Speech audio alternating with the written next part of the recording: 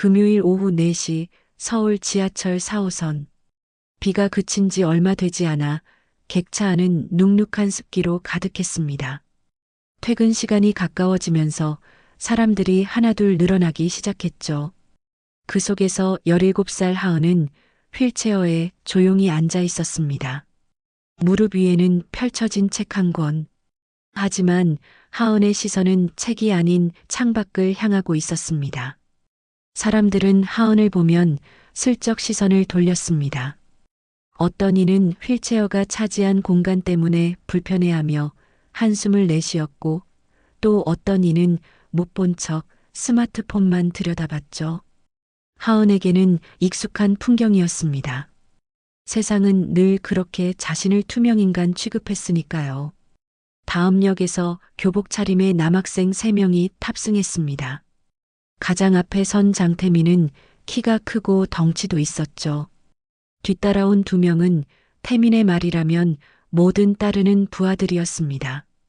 태민은 객차를 훑어보다가 하은을 발견하고는 비릿한 웃음을 지었습니다. 야, 저기 봐.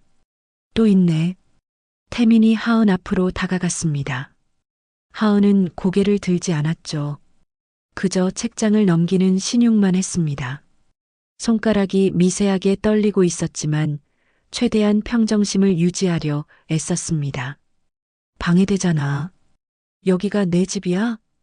태민의 목소리에는 조롱이 가득했습니다. 그는 발끝으로 하은의 가방을 툭 차버렸죠. 가방이 바닥으로 떨어지며 안에 있던 물건들이 쏟아졌습니다. 필통, 공책, 그리고 약봉지까지. 하은은 여전히 고개를 들지 않았습니다. 눈을 감고 숨을 참았죠. 어차피 도와줄 사람은 없을 테니까. 늘 그랬듯이. 못 들어? 말 좀 하라고. 태민이 하은의 어깨를 거칠게 흔들었습니다. 주변 승객들은 불편한 기색을 보이면서도 개입하지 않았죠. 누군가는 이어폰 볼륨을 높였고 누군가는 다음 칸으로 자리를 옮겼습니다. 바로 그때였습니다. 객차 끝에서 검은 야상을 입은 한 여성이 들어섰죠. 짧은 단발머리에 날카로운 눈매.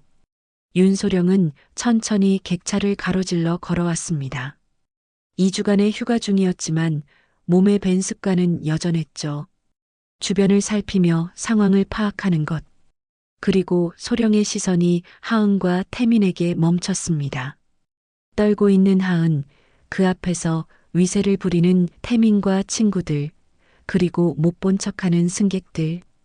소령의 표정이 차갑게 굳어졌습니다. 발걸음이 빨라졌죠. 학생, 그 손 놔. 낮고 단호한 목소리가 객차 안에 울렸습니다. 태민이 고개를 돌려 소령을 쳐다봤죠. 위아래로 훑어보더니 코웃음을 쳤습니다. 뭐세요? 꼰대세요? 가족끼리 얘기하는데 참견하지 마세요. 태민이 하은의 스마트폰을 빼앗으며 도발했습니다. 소령은 한 발 더 다가섰죠. 두 사람 사이의 거리는 이제 팔 하나 정도. 긴장감이 객차 안에 퍼졌습니다. 마지막 경고다. 나. 아줌마가 뭔데? 태민이 비아냥거리며 손을 들어 올리는 순간 소령이 움직였습니다. 전문가의 손놀림은 빨랐죠. 태민의 손목을 잡아 비틀며 스마트폰을 떨어뜨렸고 동시에 다리를 걸어 바닥에 쓰러뜨렸습니다. 옆에 있던 2명이 달려들었지만 그들 역시 순식간에 제압당했죠. 불과 몇 초 만의 일이었습니다. 객차가 술렁였습니다. 누군가는 놀라서 비명을 질렀고 누군가는 스마트폰을 꺼내 영상을 찍기 시작했죠. 소령은 차분하게 떨어진 하은의 물건들을 주워 담았습니다. 그리고 하은 앞에 무릎을 꿇고 눈높이를 맞췄죠. 괜찮아요? 하은의 눈에 눈물이 그렁그렁했습니다. 떨리는 목소리로 겨우 대답했죠. 지금껏 아무도 안 도와줬어요. 소령은 하은의 손을 부드럽게 잡았습니다. 따뜻한 온기가 전해졌죠. 이제 괜찮아요. 난 다신 안 외면할 거예요. 바닥에 쓰러진 태민이 악을 쓰며 일어났습니다. 너 죽었어. 우리 아빠가 누군지 알아? 경찰서장이라고. 소령은 태민을 차갑게 내려다봤습니다. 그래. 그럼 더 잘 됐네. 아버지한테 전해. 아들 교육 제대로 시키라고. 지하철이 다음 역에 도착했습니다. 문이 열리자 태민 일행은 비틀거리며 도망치듯 내렸죠. 객차 안은 웅성거림으로 가득했습니다. 누군가 찍은 영상은 이미 인터넷에 올라가기 시작했고 지하철 여군이라는 제목으로 급속히 퍼져나갔습니다. 소령은 하은 옆에 앉았습니다. 아직도 충격에서 벗어나지 못한 하은을 지켜보며 조용히 말했죠. 혼자가 아니에요. 기억하세요. 하은은 고개를 끄덕였습니다. 처음으로 누군가 자신의 편이 되어 주었다는 사실에 가슴이 벅차올랐죠. 창밖으로 스쳐 지나가는 풍경이 오늘따라 달라 보였습니다. 어둠 속에서도 빛은 있다는 걸 하은은 그제야 알게 되었습니다.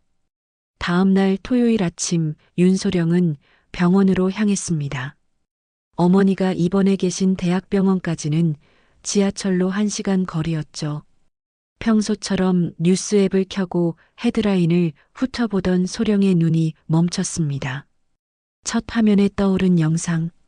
어제 자신이 등장한 바로 그 장면이었습니다. 지하철 히어로 여군 교관 실화냐? 조회수는 이미 100만을 넘어서고 있었습니다. 댓글은 실시간으로 올라왔죠. 통쾌하다. 이런 분이 진짜 영웅. 학교폭력 가해자들 제대로 혼났네 같은 응원이 대부분이었지만 지나친 폭력 아닌가, 민간인한테 이래도 되나 같은 비판도 있었습니다. 소령은 스마트폰을 주머니에 넣었습니다. 예상했던 일이었으니까요. 한편 강남경찰서장 집무실에서는 긴급회의가 열리고 있었습니다. 장태민의 아버지인 장 서장은 화면에 띄워진 영상을 보며 얼굴이 불그락푸르락했죠. 아들이 바닥에 쓰러져 있는 모습이 전국에 퍼진 것입니다. 이게 뭐냐? 내 아들이 왜 이런 꼴을 당해야 하는 거야? 비서가 조심스럽게 보고했습니다. 가의 여성은 현역 707특임단 교관으로 확인되었습니다. 윤소령이라는 인물인데. 그래서 군인이면 민간인을 때려도 된다는 거야? 당장 고소 준비해. 서장님, 하지만 영상을 보면 아드님이 먼저. 장 서장이 책상을 내리쳤습니다. 뭐가 먼저야? 내 아들은 피해자라고. 당장 학교 쪽에 연락해. 그 장애인 애하고 우리 태민이 친한 사이였다고 하라고. 장난치다가 오해받은 거라고 말이야. 그날 오후 하은이 다니는 고등학교 행정실. 오지숙 행정실장은 장 서장과의 통화를 마치고 직원들을 불러 모았습니다. 59살의 오지숙은 이 학교에서 15년째 근무하며 온갖 사건을 무마해온 베테랑이었죠. 어제 지하철에서 있었던 일 알지? 태민이가 하은이랑 장난치다가 오해받은 거야. 괜히 일 커지기 전에 정리하자. 젊은 직원이 조심스럽게 물었습니다. 하지만 실장님, 영상을 보면 명백히. 영상이 뭐 어때? 각도에 따라 다르게 보일 수 있는 거야. 일단 교내 CCTV부터 확인해. 혹시 하은이가 평소에 태민이한테 먼저 시비 건 장면 있나 찾아봐. 실장님, 그건 조작. 오지숙이 차가운 눈빛으로 직원을 쳐다봤습니다. 조작? 누가 조작한대? 우린 그저 다른 관점에서 본 사실을 찾는 거야. 그리고 월요일에 하은이 불러. 대화 좀 나눠야겠어.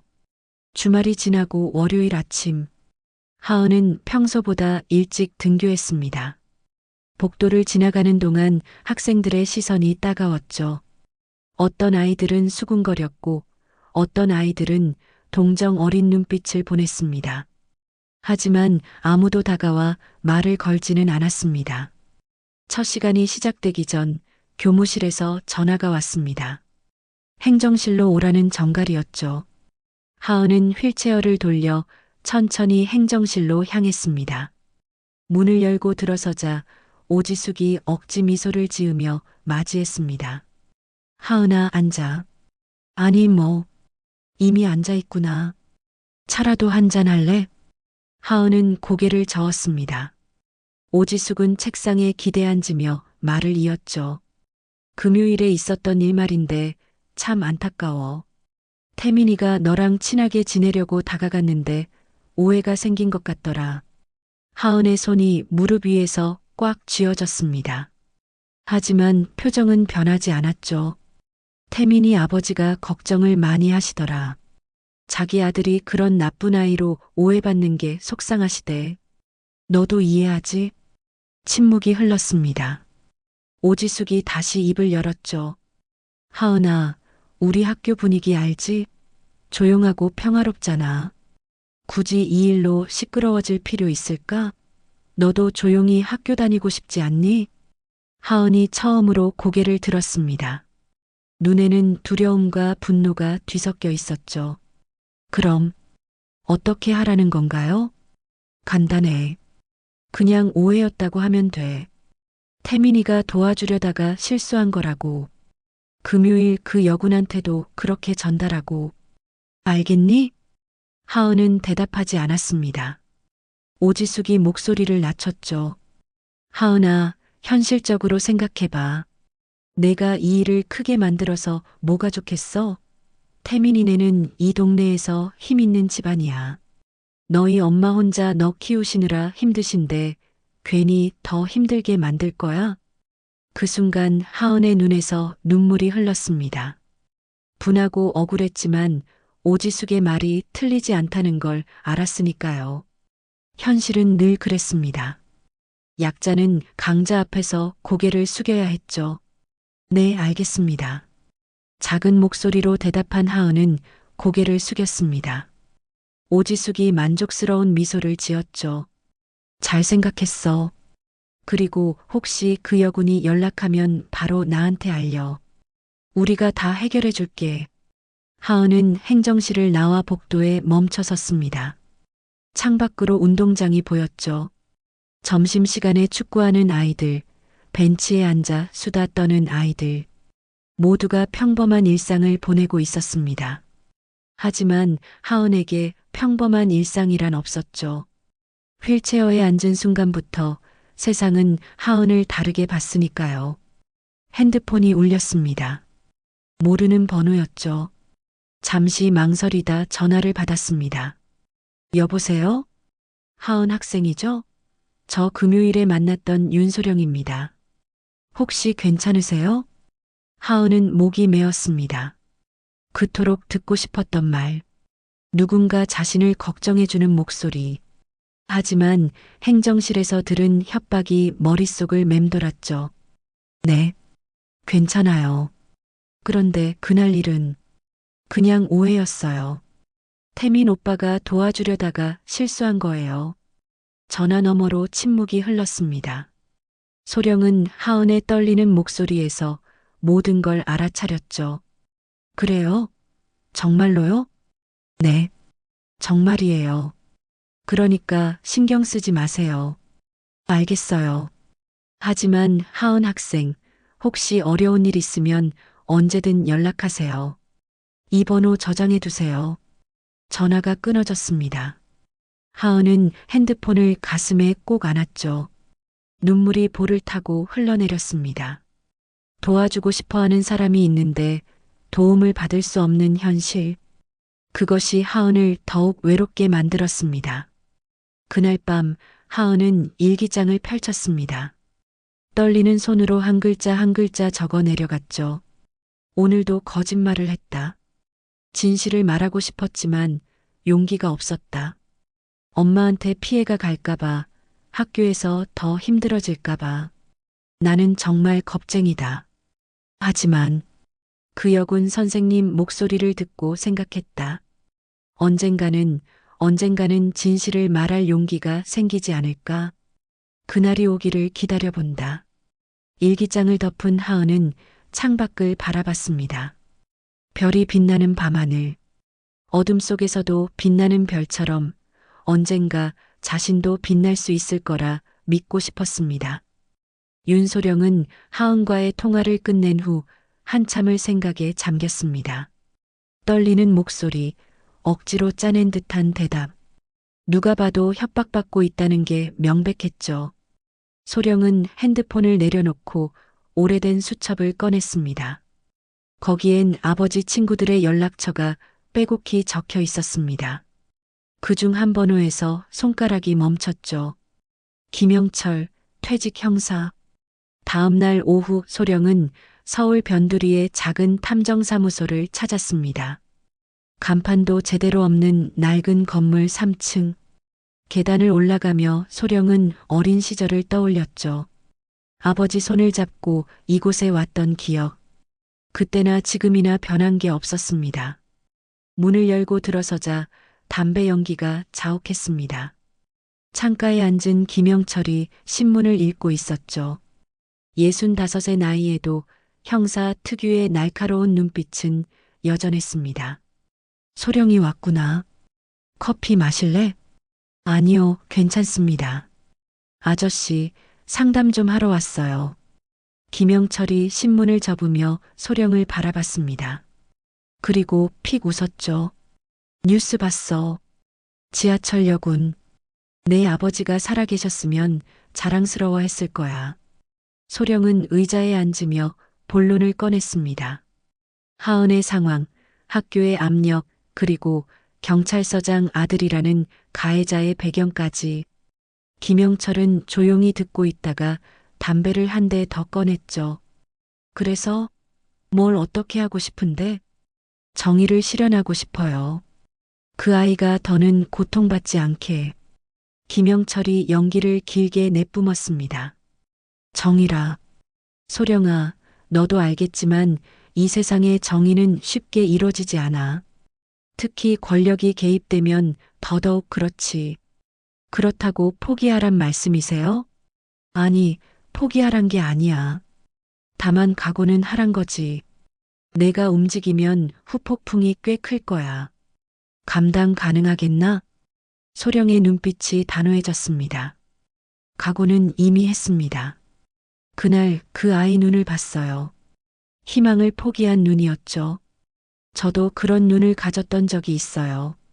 김영철이 담배를 비벼 끄며 물었습니다. 언제? 중학교 때요. 집단 따돌림을 당했죠. 아무도 도와주지 않았어요. 선생님들도 친구들도. 그때 아버지가 그러셨어요. 스스로 일어서지 않으면 아무도 널 일으켜주지 않는다고. 김영철이 잠시 침묵했습니다. 소령의 아버지를 떠올리는 듯 했죠. 내 아버지. 참 고든 분이었지.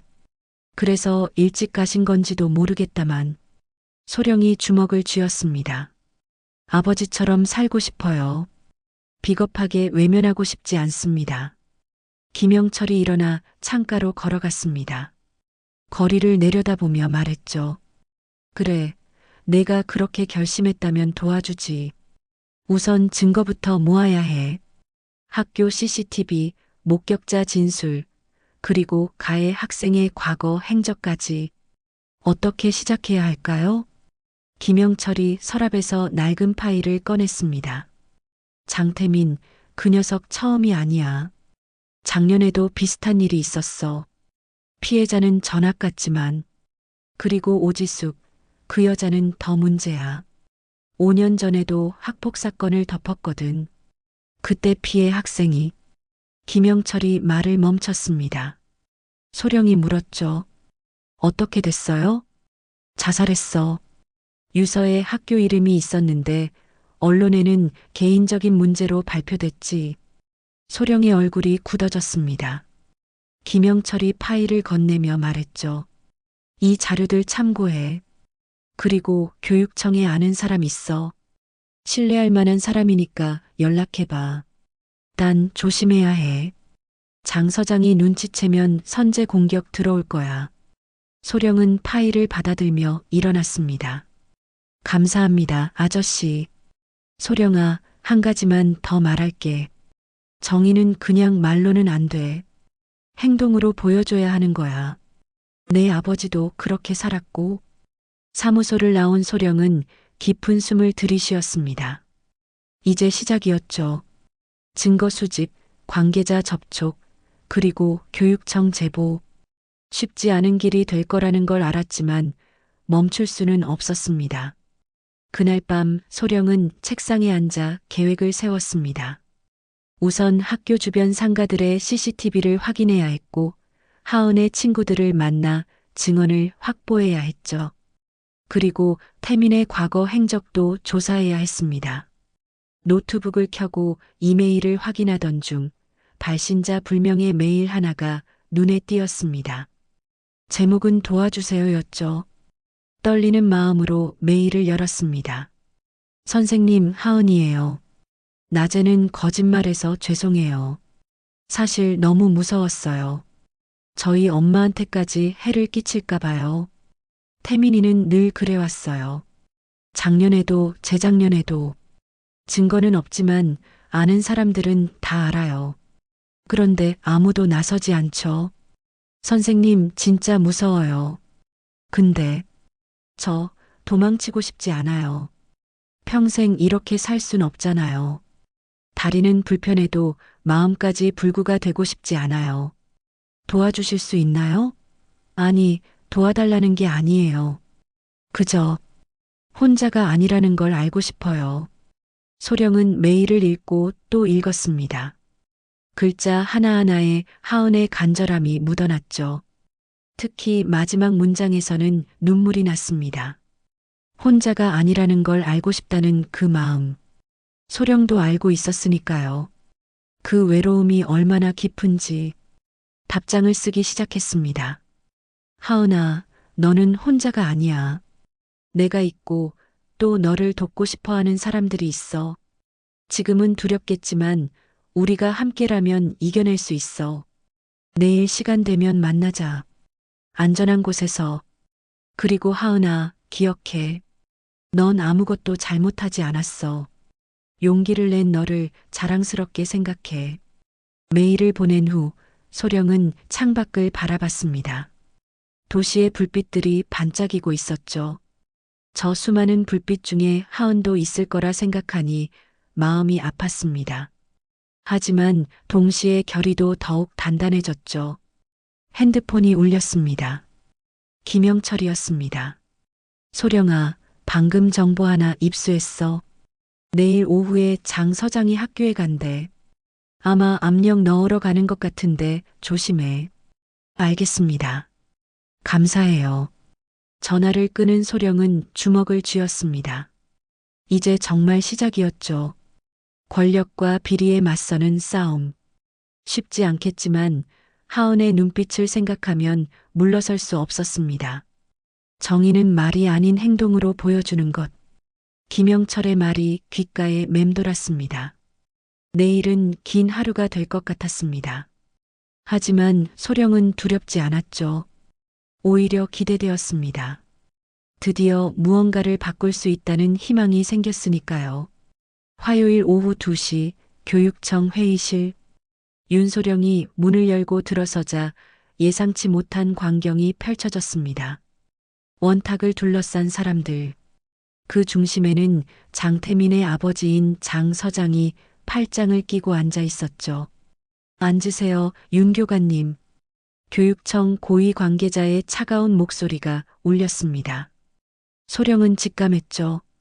이미 모든 것이 결정된 자리라는 것을. 오늘 이 자리는 금요일 지하철 사건을 마무리하기 위한 자리입니다. 우리가 파악한 바로는 잠깐만요. 소령이 가방에서 태블릿을 꺼냈습니다. 화면에는 오전 내내 확보한 CCTV 영상이 재생되고 있었죠. 태민이 하은의 휠체어를 발로 차는 장면, 가방을 빼앗는 장면들이 선명했습니다. 이게 단순한 오해인가요? 장 서장이 코웃음을 쳤습니다. 각도상 착시일 뿐입니다.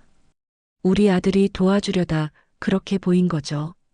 바로 그때 문이 열렸습니다. 하은이 휠체어를 타고 들어왔죠. 하지만 혼자가 아니었습니다. 오지숙과 담임교사가 양옆을 에워싸고 있었습니다. 하은의 얼굴은 창백했고 손은 미세하게 떨리고 있었죠. 하은 양, 어른들께 진실을 말하세요. 오지숙의 목소리에는 차가운 위협이 담겨 있었습니다. 하은은 고개를 들지 못한 채 입을 열었죠. 태민 선배는 저를 괴롭힌 적 없어요. 소령의 심장이 멎는 듯 했습니다. 하은이 계속 말했죠. 목소리는 기계적이었고 암기한 대사를 읊는 것 같았습니다. 오히려 도와주려고 했는데 제가 오해했어요. 죄송합니다. 하은아, 소령이 자리에서 벌떡 일어났습니다. 나를 봐요. 제발 나를 봐요. 하은이 천천히 고개를 들었습니다. 눈에는 눈물이 가득했죠. 그 눈빛이 모든 걸 말해주고 있었습니다. 도와달라고 하지만 할 수 없다고. 정말이에요? 정말로 내가 오해한 거야? 오지숙이 기침을 했습니다. 크고 위협적인 기침이었죠. 하은의 어깨가 움찔했습니다. 다시 고개를 숙이며 힘겹게 대답했습니다. 네, 제가 오해한 거예요. 교육청 관계자가 만족스러운 표정으로 서류를 정리했습니다. 자, 이제 명백해졌습니다. 피해자로 추정됐던 학생이 직접 오해였다고 인정했으니 이 사건은 종결. 쾅! 소령이 테이블을 내리쳤습니다. 모두가 놀라 그녀를 쳐다봤죠. 이게 정의입니까? 아이 하나를 이렇게 압박해서 거짓말하게 만드는 게. 장 서장이 자리에서 일어났습니다. 윤 교관, 감정적으로 나오지 마시오. 군인이 민간인 학생을 폭행한 건 사실 아니오? 폭행이 아니라 보호했습니다. 그건 당신 생각이고, 어쨌든 이제 진실이 밝혀졌으니. 그 순간 하은이 울음을 터뜨렸습니다. 억눌렀던 감정이 폭발한 것처럼 온몸을 떨며 울었죠. 오지숙이 당황하며 하은의 휠체어를 밀었습니다. 얘가 왜 이래? 빨리 데리고 나가.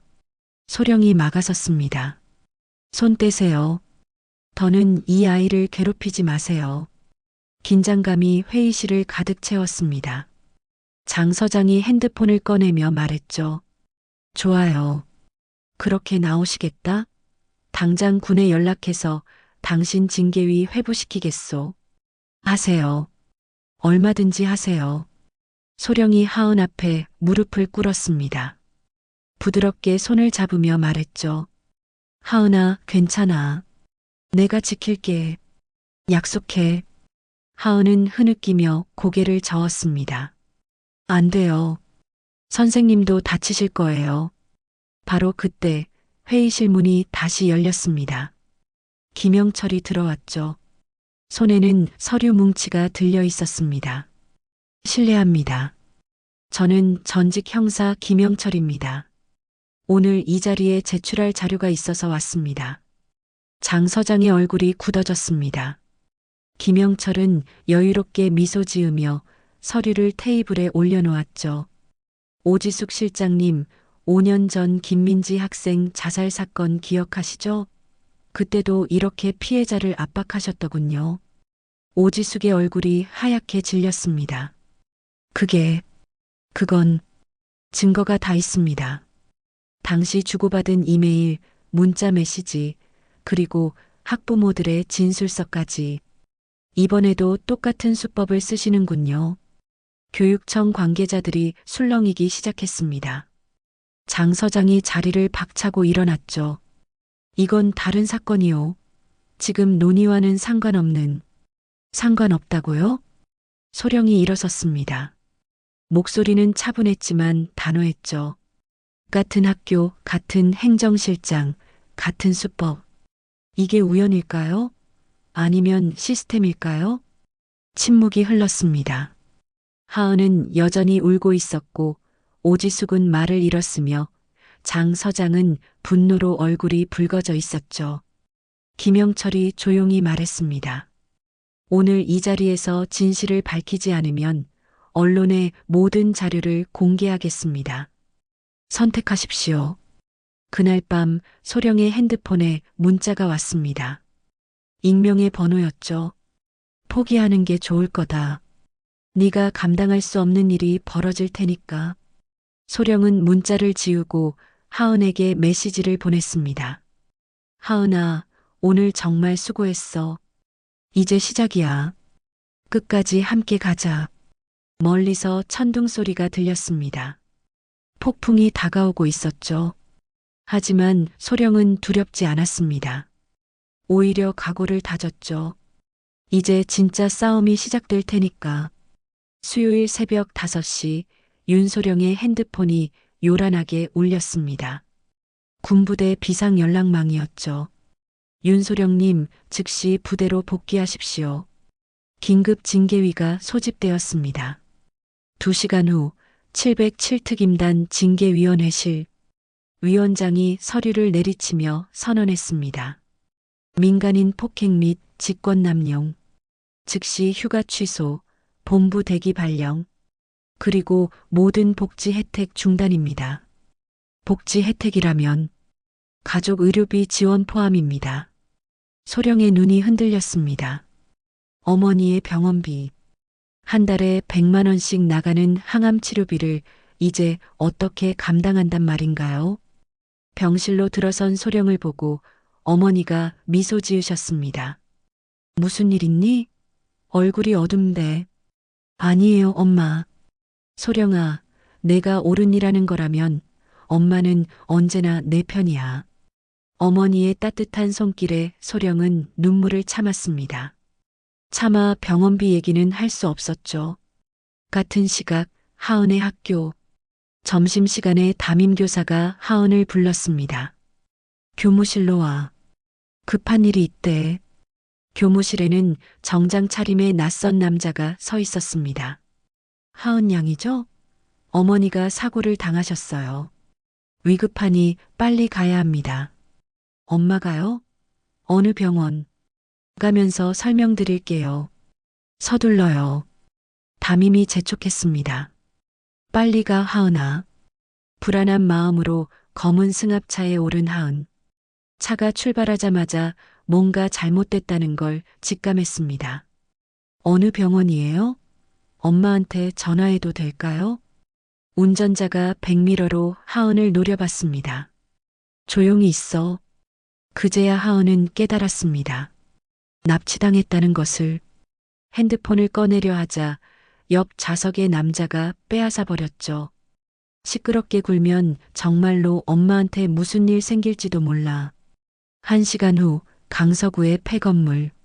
미래학원이라는 낡은 간판 아래로 하은이 끌려 들어갔습니다. 지하실엔 태민이 기다리고 있었죠. 옆에는 험상궂은 남자. 태민의 삼촌이었습니다. 드디어 왔네. 태민이 하은의 턱을 거칠게 잡았습니다. 내가 그 여군이랑 짜고 우리 집 망신시키려 했지? 이제 대가를 치를 시간이야. 전 아무것도. 닥쳐. 며칠만 여기 있으면 돼. 그럼 모든 게 끝날 테니까. 하은은 절망적으로 주위를 둘러봤습니다. 창문도 없고 출구는 하나뿐. 도망칠 곳이 없었죠. 오후 4시 소령의 핸드폰이 울렸습니다. 하은 어머니의 울먹이는 목소리. 선생님, 하은이가 학교에서 사라졌어요. 소령의 심장이 멎는 듯 했습니다. 어머니, 진정하세요. 제가 반드시 찾을게요. 전화를 끊자마자 김영철에게 연락했습니다. 아저씨, 하은이가 납치됐어요. 뭐? 알았다. 내 인맥 총동원한다. 넌 학교로 가. 소령은 군복도 갈아입지 않고 뛰쳐나갔습니다. 본부 대기 명령 따위는 중요하지 않았죠. 학교에 도착해 담임을 다그쳤지만 소용없었습니다. 전 몰라요. 어머니가 위급하다고 해서. 거짓말하지 마세요. 누가 데려갔죠? 기억이 안 나요. 그때 소령의 핸드폰이 울렸습니다. 김영철이었죠. 장태민 삼촌이 운영하는 가짜 학원이 있어. 강서구 폐공장 지대. 아마 거기일 거야. 주소 보내주세요. 소령은 차에 올라타며 결심했습니다. 이번엔 정말 끝장을 봐야 했죠. 하은을 구하고 이 모든 악행을 끝내야 했습니다. 한편 지하실에서 하은은 두려움에 떨고 있었습니다. 태민이 의자를 끌어당기며 앞에 앉았죠. 있잖아. 사실 내가 불쌍해. 다리도 불편한데 맨날 혼자잖아. 태민이 비웃으며 하은의 휠체어를 발로 찼습니다. 근데 왜 나한테 덤볐어? 그냥 조용히 살면 됐잖아. 전 아무것도 안 했어요. 또 거짓말? 그 여군이 왜 나타났는데? 내가 부른 거 아니야? 태민의 삼촌이 시계를 봤습니다. 조카야, 그만해. 어차피 내일이면 그 여군도 끝이야. 이미 다 준비해뒀으니까. 그 순간 하은은 깨달았습니다. 자신을 미끼로 소령을 함정에 빠뜨리려는 거라는 것을. 눈물이 흘러내렸죠. 자신 때문에 소령까지 위험에 빠뜨렸다는 죄책감에. 선생님한테 무슨 짓을. 걱정 마. 군인 경력도 끝나고 감옥도 가게 될 거야. 민간인 폭행의 군 기밀 유출까지. 증거는 이미 다 만들어놨거든. 바로 그때 밖에서 차 소리가 들렸습니다. 태민의 삼촌이 긴장하며 부하들에게 손짓했죠. 누구야? 확인해봐. 계단을 올라가는 발소리. 그리고 잠시 후 들려온 격투 소리.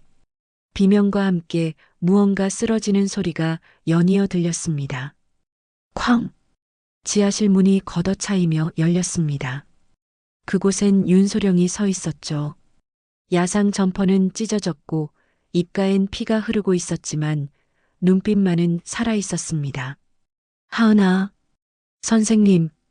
태민의 삼촌이 주머니에서 흉기를 꺼냈습니다. 어떻게 여길? 아무튼 잘 왔어.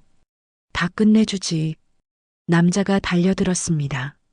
소령은 707 특임단에서 익힌 근접 전투술로 맞섰죠. 흉기를 피하며 정확한 타격을 날렸습니다. 불과 몇 초 만에 남자는 바닥에 쓰러졌죠. 태민이 하은을 인질로 잡으려 했지만 소령이 더 빨랐습니다. 태민의 팔을 비틀어 제압하고 하은을 안전하게 보호했죠. 괜찮아? 다치지 않았어? 하은은 울음을 터뜨렸습니다. 선생님, 죄송해요. 다 제 잘못이에요. 아니야. 넌 아무 잘못 없어. 이제 안전해. 밖에서 사이렌 소리가 들렸습니다. 김영철이 경찰을 대동하고 온 것이었죠. 하지만 소령은 알고 있었습니다. 이게 끝이 아니라는 것을. 진짜 싸움은 이제부터라는 것을. 경찰차의 빨간 불빛이 폐건물을 비추고 있었습니다. 태민과 그의 삼촌은 수갑이 채워진 채 연행되고 있었죠. 하지만 윤소령의 표정은 어두웠습니다. 하은을 구출했지만 이게 끝이 아니라는 걸 알았으니까요. 소령아, 일단 병원부터 가자. 상처를 봐야. 김영철의 말에 소령이 고개를 저었습니다. 괜찮아요. 하은이부터 먼저. 구급차에 실려가는 하은이 소령의 손을 꼭 잡았습니다. 떨리는 목소리로 속삭였죠. 선생님, 태민이 삼촌이 내일 선생님한테 큰일이 날 거래요. 증거를 조작했다고. 소령이 하은의 손을 다정하게 쓰다듬었습니다. 걱정하지 마. 내가 알아서 할게. 넌 이제 안전해. 구급차가 떠난 후 김영철이 소령에게 다가왔습니다. 손에는 낡은 파일이 들려 있었죠. 소령아, 차에서 얘기하자. 알아야 할 게 있어. 김영철의 차 안. 그는 파일을 펼치며 무거운 입을 열었습니다. 오지숙, 그 여자 조사해 봤더니 더 큰 게 나왔어. 사진 한 장이 소령의 눈에 들어왔습니다. 교복을 입은 여학생의 졸업사진이었죠. 해맑게 웃고 있는 얼굴이 가슴 아팠습니다. 김민지, 5년 전 그 학교 학생이었어. 집단 따돌림과 폭력에 시달리다가 결국 자살했다고 하셨죠. 김영철이 고개를 끄덕였습니다. 그때도 오지숙이 사건을 덮었어. 가의 학생 부모가 시의원이었거든. 민지 부모가 항의했지만 소용없었지. 오히려 민지가 정신적으로 문제가 있었다고 조작했어. 소령의 주먹이 떨렸습니다. 김영철이 또 다른 서류를 꺼냈죠. 그리고 이것 봐. 3년 전, 2년 전에도 비슷한 일이 있었어. 매번 오지숙이 개입했고 매번 피해자가 전학 가거나 자퇴했지. 어떻게 그런 사람이 계속 학교에. 뒷배가 탄탄하거든. 교육청 고위층하고도 연결되어 있고 이번처럼 경찰과도 유착관계야. 완벽한 카르텔이지. 소령은 서류를 내려놓고 창밖을 바라봤습니다. 어둠 속에서도 가로등은 빛나고 있었죠. 문득 어린 시절이 떠올랐습니다. 아저씨, 제가 왜 이 일에 이렇게 매달리는지 아세요? 김영철이 조용히 기다렸습니다. 소령이 천천히 입을 열었죠. 중학교 때였어요. 전학 온 첫날부터 찍혔죠. 키 크고 말 없다고. 여자애가 건방지다고. 기억이 선명했습니다. 화장실에 갇혔던 날, 가방이 찢어졌던 날, 급식 쟁반이 엎어졌던 날들. 선생님들도 알았어요. 하지만 아무도 나서지 않았죠. 그냥 참으라고, 내가 좀 맞춰주라고. 심지어 어떤 선생님은 내가 애들하고 어울리지 못해서 그런 거라고. 소령의 목소리가 떨렸습니다. 그때 정말 죽고 싶었어요. 학교 옥상에 올라간 적도 있었죠. 근데 아버지가 찾아오셨어요. 김영철이 놀란 눈으로 소령을 봤습니다. 소령이 쓴웃음을 지었죠. 아버지가 그러셨어요. 지금은 힘들겠지만 언젠가 너처럼 고통받는 아이들을 도울 수 있는 사람이 되라고. 그게 진짜 복수라고. 그래서 군인이 된 거구나. 네. 강해지고 싶었어요. 다시는 그런 무력감을 느끼고 싶지 않았죠. 그리고 나처럼 아무도 도와주지 않는 아이들을 만나면 내가 도와주고 싶었어요. 소령이 김민지의 사진을 다시 들여다봤습니다. 이 아이도 그랬겠죠? 아무도 도와주지 않아서 결국 혼자서. 소령아. 김영철이 소령의 어깨에 손을 올렸습니다. 넌 이미 충분히 잘하고 있어. 하은이는 너 덕분에 희망을 찾았잖아. 하지만 아직 끝나지 않았어요. 오지숙도 이 시스템도 그대로예요. 바로 그때 소령의 핸드폰이 울렸습니다. 군부대에서 온 문자였죠. 내일 오전 10시 최종 징계위원회. 불참 10하면 처리. 김영철이 문자를 보고 한숨을 쉬었습니다. 저쪽에서도 총공세네. 내일이 고비야. 소령이 핸드폰을 집어넣으며 말했습니다. 알아요. 하지만 도망치지 않을 거예요. 김민지 같은 아이가 더는 나오면 안 되니까요. 집으로 돌아온 소령은 책상 서랍을 열었습니다. 그 안에는 오래된 일기장이 있었죠. 중학교 때 썼던 일기장. 펼쳐보니 그때의 아픔이 고스란히 적혀 있었습니다. 오늘도 혼자였다. 아무도 날 도와주지 않았다. 이렇게 사는 게 무슨 의미가 있을까? 그리고 마지막 장에 적힌 아버지의 필체. 소령아, 언젠가 이 아픔이 누군가를 구하는 힘이 될 거야. 포기하지 마. 아빠가 항상 내 편이니까. 소령은 일기장을 가슴에 안았습니다. 그리고 노트북을 켜서 내일 징계위에 제출할 자료를 정리하기 시작했죠. 김영철이 준 파일, 자신이 모은 증거, 그리고 하은의 메일까지. 새벽 2시 소령의 핸드폰에 메시지가 왔습니다. 하은이었죠. 선생님, 병원에서 잘 치료받고 있어요. 엄마도 오셔서 안심했고요. 근데 내일 무슨 일이 있을 것 같아 불안해요. 선생님은 괜찮으신가요? 소령이 답장을 보냈습니다. 걱정하지 마. 내일이면 모든 게 끝날 거야. 좋은 쪽으로든 나쁜 쪽으로든. 하지만 후회는 없어. 너를 만났으니까. 창밖에는 새벽 안개가 피어오르고 있었습니다. 몇 시간 후면 운명의 날이 밝을 것이었죠. 소령은 군복을 꺼내 다림질을 시작했습니다. 어떤 결과가 나오든 당당하게 맞서려고 했으니까요. 그때 또 다른 메시지가 왔습니다. 김영철이었죠. 소령아, 굿 뉴스가 있어. 내일 아침 일찍 만나자. 판을 뒤집을 수 있을지도 몰라. 소령의 눈이 빛났습니다. 아직 희망은 있었죠. 정의는 느리지만 반드시 온다는 아버지의 말씀처럼 내일은 진실이 승리하는 날이 될지도 모릅니다. 목요일 새벽 6시 카페에서 김영철이 기다리고 있었습니다. 손에는 두툼한 봉투가 들려 있었죠. 윤소령이 들어서자 김영철의 얼굴에 미소가 번졌습니다. 앉아. 커피부터 마시고. 아저씨, 무슨 일이? 김영철이 봉투를 테이블에 올려놓았습니다. 어젯밤에 연락이 왔어. 익명의 제보자가 오지숙의 비리 장부를 보내왔더라고. 소령이 봉투를 열었습니다. 안에는 수년간의 거래 내역이 빼곡히 적혀 있었죠. 학부모들에게 받은 돈, 사건 무마 대가로 받은 뇌물, 그리고 가해 학생들의 명단까지. 이게 진짜라면 진짜야. 내가 새벽에 확인했어. 계좌 추적까지 다 했지. 그리고 더 중요한 게 있어. 김영철이 스마트폰을 꺼냈습니다. 동영상 파일이었죠. 이건 5년 전 김민지 사건 당시 녹음 파일이야. 오지숙이 민지 부모를 협박하는 내용이 고스란히 담겨 있어. 녹음 파일에서 오지숙의 차가운 목소리가 흘러나왔습니다.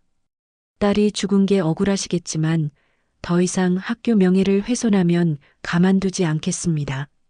남은 가족도 있으시잖아요. 소령의 눈에 분노가 타올랐습니다. 이런 인간이 어떻게 교육자라고. 제보자가 또 하나 보냈어. 장 서장과 교육청 관계자들의 유착관계 증거들. 이걸로 한 방에 다 엎을 수 있어. 소령이 서류를 정리하며 물었습니다. 제보자가 누군지는 모르겠어. 하지만 내부 사정을 잘 아는 사람이야. 아마 양심의 가책을 못 이긴 누군가겠지. 두 사람은 증거를 정리한 후 헤어졌습니다. 소령은 부대로, 김영철은 검찰청으로 향했죠. 오전 10시 707특임단 대회의실. 징계위원회가 열렸습니다. 심사위원들의 표정은 이미 결론을 내린 듯 보였죠. 위원장이 엄숙하게 선언했습니다. 윤소령, 당신은 민간인 폭행, 직권남용, 그리고 무단이탈까지 변명할 게 있습니까? 소령이 차분하게 입을 열었습니다. 네, 있습니다. 하지만 변명이 아니라 진실을 말씀드리겠습니다. 소령은 준비한 자료를 꺼냈습니다. 하은이 당한 지속적인 괴롭힘의 증거들, 학교의 조직적인 은폐, 그리고 어젯밤 납치 사건까지. 이것이 제가 개입할 수밖에 없었던 이유입니다. 한 아이의 생명이 위태로웠습니다. 위원장이 코웃음을 쳤습니다. 그래서 군인 신분으로 민간 영역에 개입했다는 거요? 그게 정당화됩니까? 바로 그때 회의실 문이 열렸습니다. 헌병 대장과 함께 검사 한 명이 들어왔죠. 실례합니다. 긴급 수사건으로 찾아왔습니다. 검사가 서류를 위원장에게 건넸습니다. 장 서장이 오늘 새벽 긴급 체포되었습니다. 직권남용 및 증거인멸 혐의입니다. 그리고 검사가 소령을 바라봤습니다. 윤소령은 이 사건의 중요 증인입니다. 오히려 시민을 보호한 정당한 행위로 인정받았습니다. 심사위원들이 술렁이기 시작했습니다. 위원장의 얼굴이 창백해졌죠. 이게 무슨, 우리가 받은 보고서와는 조작된 보고서였습니다. 교육청 간부 3명도 함께 구속되었습니다. 그들이 짜고 윤소령을 음해한 겁니다. 바로 그때 소령의 핸드폰이 울렸습니다. 하은이었죠. 떨리는 목소리가 들려왔습니다. 선생님, 지금 뉴스 보고 계세요? 오지숙 실장이 구속됐대요. 소령이 회의실을 나와 복도에서 통화를 이어갔습니다. 정말이야? 네, 방금 특별 뉴스로 나왔어요. 5년 전 그 언니 사건도 재수사한대요. 그리고 하은의 목소리에 울음이 섞였습니다. 학교에서 연락 왔어요. 제가 받은 피해에 대해 진심으로 사과한대요. 새로운 교장 선생님이 오신대요. 소령의 눈에도 눈물이 맺혔습니다. 드디어 정의가 실현되는 순간이었죠. 하은아, 우리가 해냈어. 내가 용기를 냈기 때문이야. 아니에요. 선생님이 끝까지 싸워주셨잖아요. 저 혼자가 아니라는 걸 보여주셨잖아요. 통화를 마치고 회의실로 돌아온 소령. 분위기는 완전히 바뀌어 있었습니다. 위원장이 어색하게 기침을 했죠.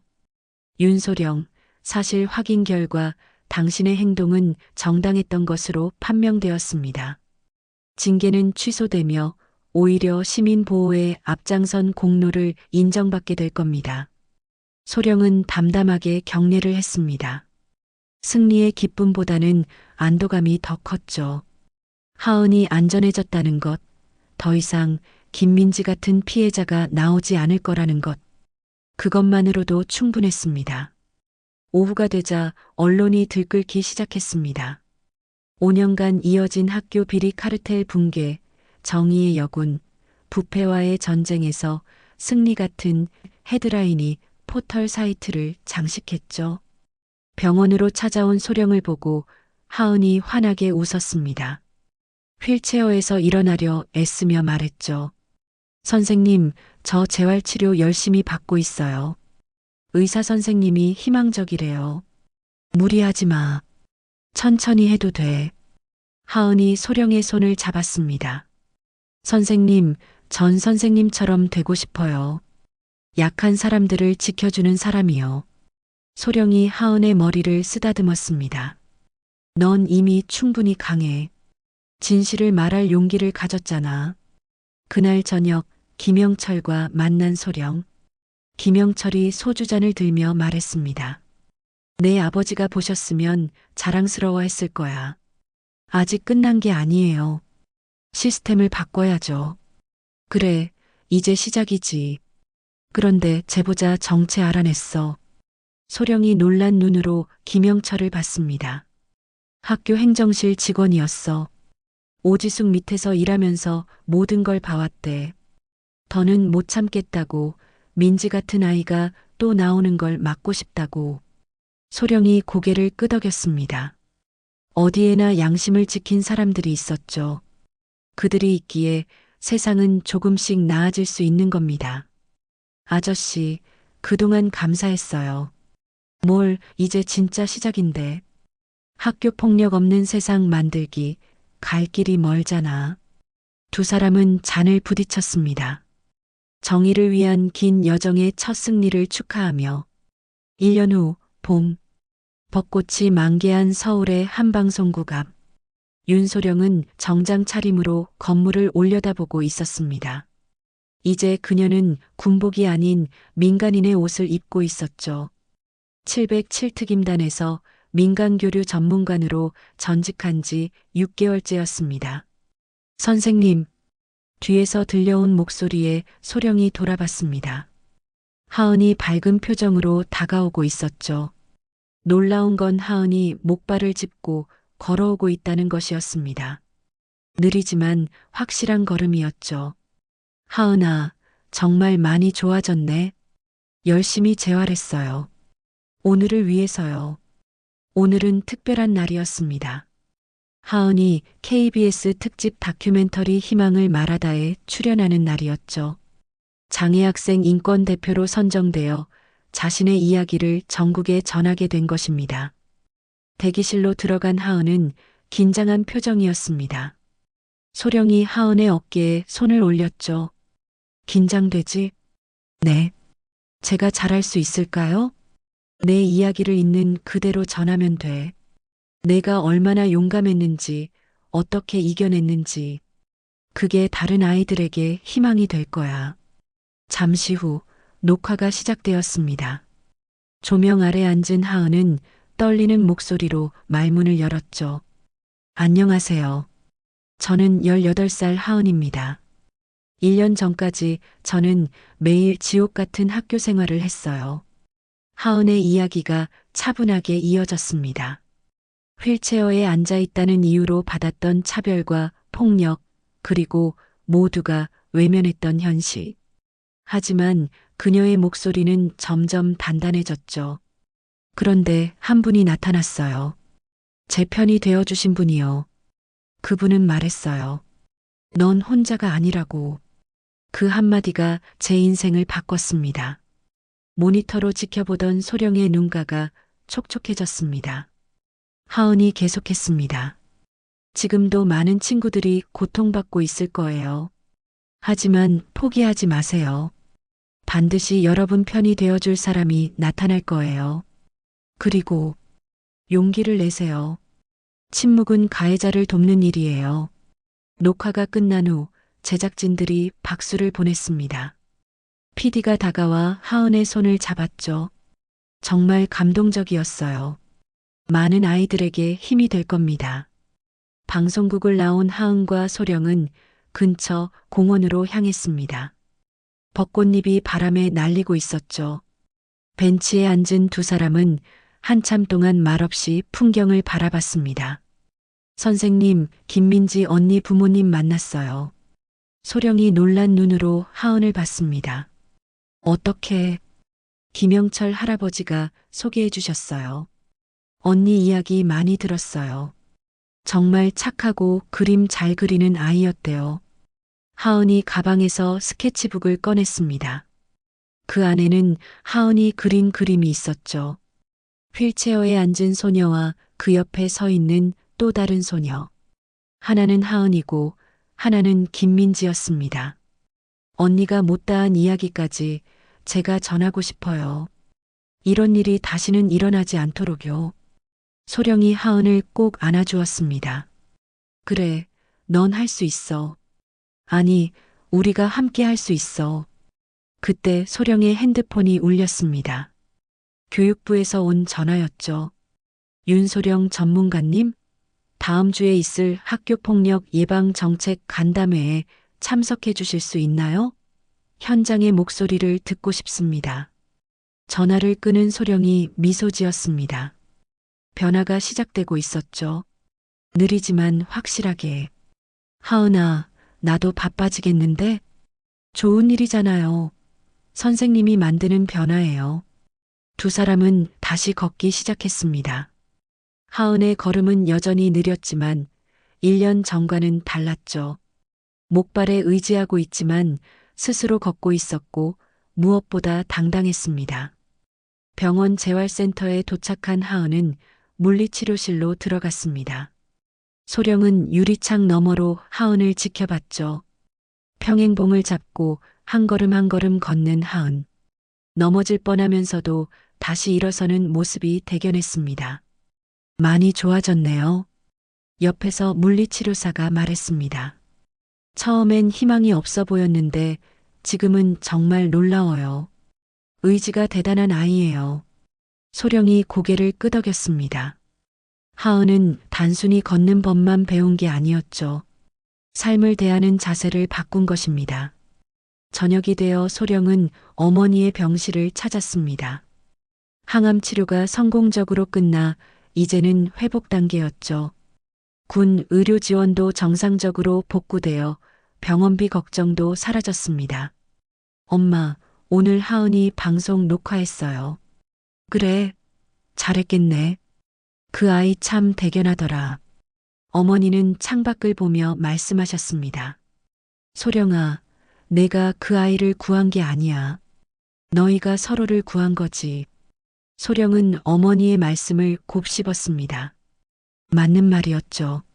하은을 통해 소령도 과거의 상처를 치유할 수 있었으니까요. 밤이 되어 집으로 돌아온 소령은 책상에 앉았습니다. 노트북을 켜고 내일 발표할 학교폭력 예방 매뉴얼 초안을 검토했죠. 707특임단의 전술을 민간에 적용한 특별한 프로그램이었습니다. 그때 메일 알림이 왔습니다. 발신자는 감사한 학부모였죠. 안녕하세요. 저는 인천에 사는 중학생 엄마입니다. 뉴스에서 선생님 이야기를 봤어요. 저희 아이도 지금 학교 폭력으로 힘들어하고 있어요. 어떻게 해야 할지 조언 부탁드려도 될까요? 소령은 정성스럽게 답장을 썼습니다. 그리고 깨달았죠. 이제 자신의 싸움이 혼자만의 것이 아니라는 것을, 전국의 하은이들을 위한 싸움이 되었다는 것을. 창밖을 보니 별이 빛나고 있었습니다. 1년 전 그날 밤처럼. 하지만 지금은 달랐죠. 그때는 막막했지만 지금은 희망이 있었습니다. 핸드폰이 울렸습니다. 하은의 메시지였죠.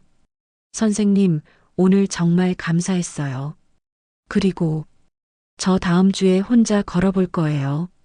목발 없이요. 선생님이 봐주실래요?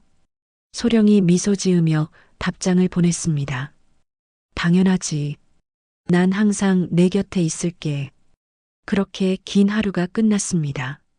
하지만 이것은 끝이 아니라 새로운 시작이었죠. 정의를 위한 여정은 계속될 것입니다. 다음 날 아침 하은이 재활센터에서 목발을 내려놓았습니다. 떨리는 다리로 한 발짝을 내디뎠죠. 비틀거렸지만 넘어지지 않았습니다. 또 한 발짝, 그리고 또 한 발짝. 소령이 앞에서 두 팔을 벌리고 있었습니다. 잘하고 있어. 조금만 더. 마침내 하은이 소령의 품에 안겼습니다. 눈물이 흘렀지만 그것은 기쁨의 눈물이었죠. 해냈어요, 선생님. 제가 해냈어요. 그래, 내가 해냈어. 정말 자랑스러워. 재활센터의 모든 사람들이 박수를 보냈습니다. 불가능해 보였던 일이 현실이 된 순간이었죠. 이것이 그들의 이야기였습니다. 정의는 멈추지 않는다는 것을 보여준 한 여군과 용기를 잃지 않은 한 소녀의 이야기. 그들이 만든 작은 기적은 더 큰 변화의 시작이었습니다.